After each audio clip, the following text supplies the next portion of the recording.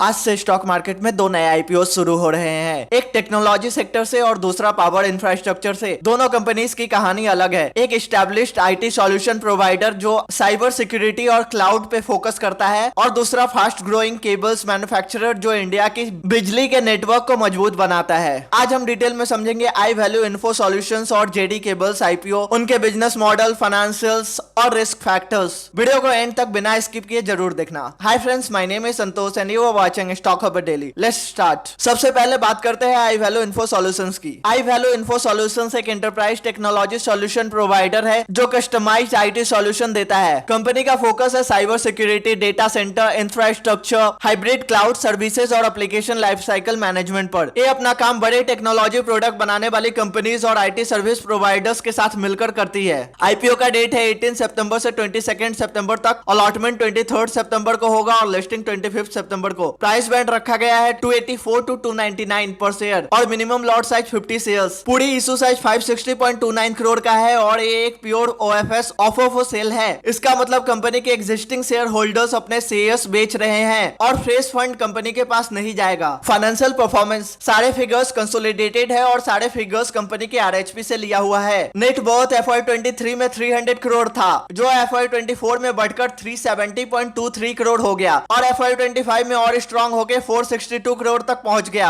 Long term liabilities काफी stable रही। FY23 में 30.18 करोड़, FY24 में थोड़ी घटकर 28.68 करोड़ और FY25 में बढ़कर 40.16 करोड़ हो गई। रेवेन्यू साइड पर FY23 में 796.83 करोड़, FY24 में थोड़ा स्लिप करके 780.23 करोड़, लेकिन FY25 में बाउंस बैक होके 922.68 करोड़ हो गया। नेट प्रॉफिट स्टेडली इंप्रूव हुआ है। FY23 में 59.88 करोड़, FY24 में 70.54 करोड़ और FY25 में 85.14 करोड़। अब एक इंपॉर्टेंट चीज, cash flow from operations FY23 में नेगेटिव था 22.69 करोड़। मतलब कंपनी के कोर बिजनेस से पैसा निकलने के बजाय आउटफ्लो हो रहा था, लेकिन FY24 में स्ट्रॉन्ग टर्न अराउंड दिखाता है 64.65 करोड़ पॉजिटिव और FY25 में भी पॉजिटिव रहा एट 46.21 करोड़। इसका मतलब है कि कंपनी अब अपने ऑपरेशन से एक्चुअल कैश जनरेट कर रही है, जो एक हेल्दी साइन होता है। ओवरऑल नंबर्स देखकर लगता है कि कंपनी की प्रॉफिटेबिलिटी और नेट वर्थ दोनों इंप्रूव कर रहे हैं। रेवेन्यू FY24 में थोड़ा डिप हुआ था, लेकिन FY25 में स्ट्रॉन्ग रिकवरी हुई। कैश फ्लो का टर्न अराउंड एक पॉजिटिव फैक्टर है जो दिखाता है कि कंपनी अपनी वर्किंग कैपिटल और ऑपरेशंस को बेटर मैनेज कर रही है। लेकिन एक बात याद रहे, क्योंकि आईपीओ एक प्योर ओएफएस है, कंपनी के पास इससे कोई नया कैपिटल नहीं आएगा। अब बात करते हैं जेडी केबल्स की। जेडी केबल्स एक मैन्युफैक्चरिंग कंपनी है जो इलेक्ट्रिकल ट्रांसमिशन और डिस्ट्रीब्यूशन केबल्स और कंडक्टर्स बनाती है। ये प्रोडक्ट्स मेनली इंडिया के पावर इंफ्रास्ट्रक्चर सेक्टर को सप्लाई किए जाते हैं। आईपीओ का डेट है 18 सितंबर से 22 सितंबर। अलॉटमेंट 23 सितंबर को होगा और लिस्टिंग 25 सितंबर को। प्राइस बैंड रखा गया है 144 टू 152 पर शेयर। मिनिमम क्वांटिटी है 1600 shares, lot size 800 shares. Total issue size है 95.99 करोड़,